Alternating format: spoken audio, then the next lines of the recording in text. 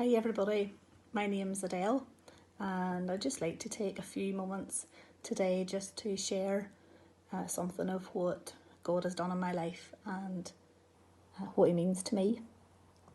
My testimony, you could say, is one of those typical ones that begin with, I was born into a Christian home. I attended church and I went to Sunday school and Girls' Brigade and everything else that was going on, I would have been there.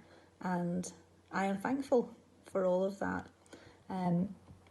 But, having had quite a sheltered upbringing, I suppose you would say, where most of my life revolved around church and spending time with other Christians, and I made a commitment to God when I was 12, I've always kind of had a feeling that I don't have a very exciting testimony. I love listening to other people's testimonies and I love hearing wonderful stories of how God has stepped in and radically changed the lives of so many individuals. And so, in comparison, I have always felt I really didn't have much of a story to tell.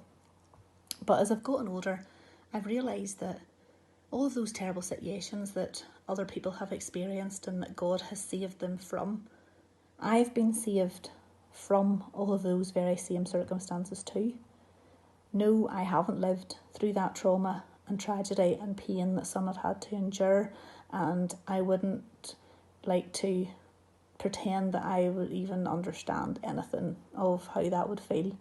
But God has spared me and saved me from many awful things, and I am so thankful for His hand upon my life and for His protection. Don't get me wrong, my life hasn't been totally plain sailing and so many times I have let Him down, but looking back I can see how God has brought me through some difficult times. I think for me my testimony now is not so much how I became a Christian, but it's the story of what God has been doing and is doing in my life in recent years. I still don't have any big billboard headlines to share, but in the last few years I have been moving closer and going deeper in my relationship with Him. Unfortunately, it's probably been a case many times of 2 steps forward and 1 step back, or even maybe the other way around, 1 forward and 2 back, but I'm so glad that even when I've stepped away from God, He has never stepped away from me. And that is one of the beautiful things about having a relationship with God. When you say yes to Jesus, you instantly have a friend who sticks closer than a brother, someone who will never let you down. You have someone in your life who can give you love and comfort and peace and strength and courage and just anything else that you could ever need. You never ever again have to face any situation in your life alone.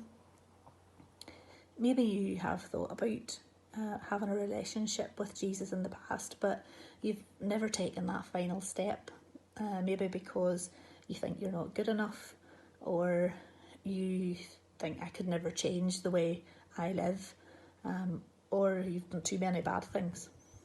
Well, you know what, you're right. You're not good enough.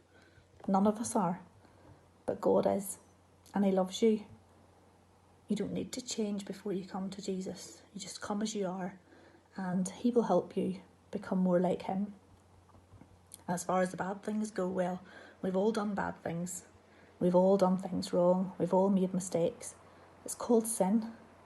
My sin is maybe not the same as your sin, but Jesus went to the cross and died for all our sins. All. Yours, mine, big, small, all of them. And all you have to do is to say you're sorry. Ask Him to forgive you and invite Him in to be Lord of your life. One of my favourite verses in the Bible is found in Micah chapter 6 verse 8. And this is what it says. It says, "What does the Lord require of you? To act justly, love mercy, and walk humbly before your God. And you know, that's what I want to do. I want to act the way God would act. I want to love the way He loves. And I want to walk through my life in a way that pleases Him. Do I always get it right? Of course not. But each day I put my hand on His and I trust Him with my life. Will you trust Him with yours? God bless.